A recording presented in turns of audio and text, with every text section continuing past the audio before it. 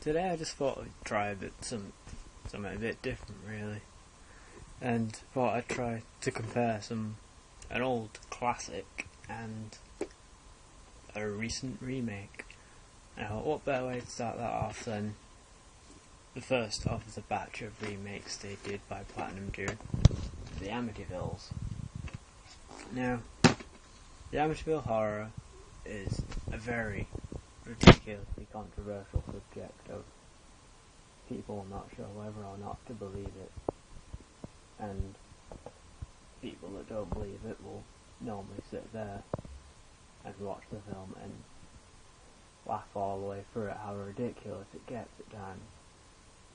And then the people that do watch it and do believe in it, they'll find it very fucking disturbing. So it was always a big one, even back in the day, and it had about, I think it's 5 or 6 sequels they did, spinning off, just absolutely bleeding it dry. And then along came the remake in 2004, and everyone went to fucking see it because everybody knows the story of Amityville horror, so I won't bore you with the details there. But the Amityville horror was also a very personal one for me, because it was one of those that we all have the moment where our parents say, "Oh, don't watch this," and then we watch it. And Amityville horror was the one I tried to watch.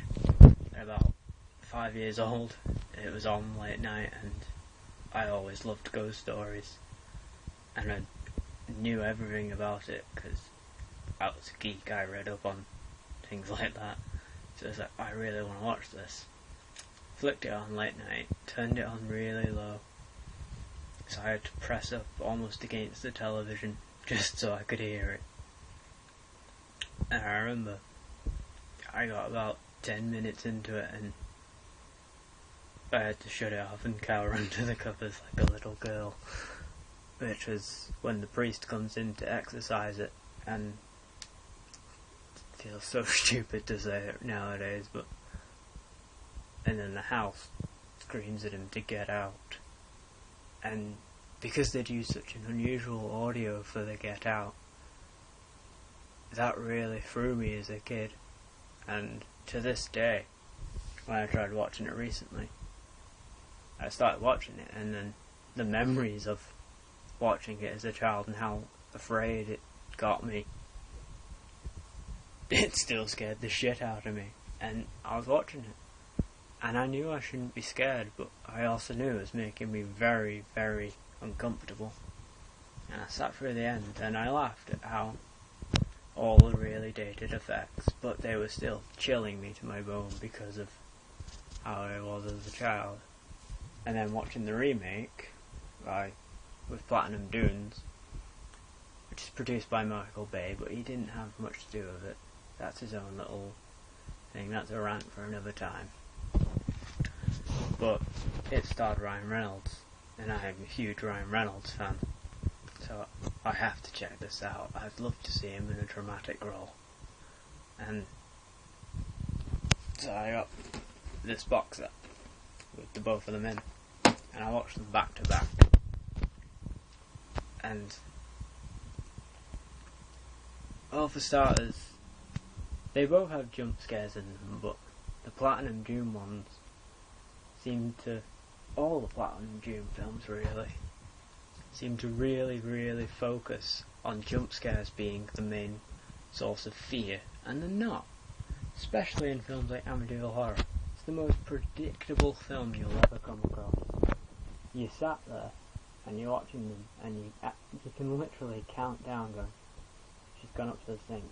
5, 4, 3, 2, 1, and there's something creepy in the mirror. And you know exactly what the creepy thing will be. You know it's a disfigured looking, normally old manish, and you know it's going to have that exact sting of an orchestral score, so there's nothing to it. Ryan Reynolds, as an actor in it,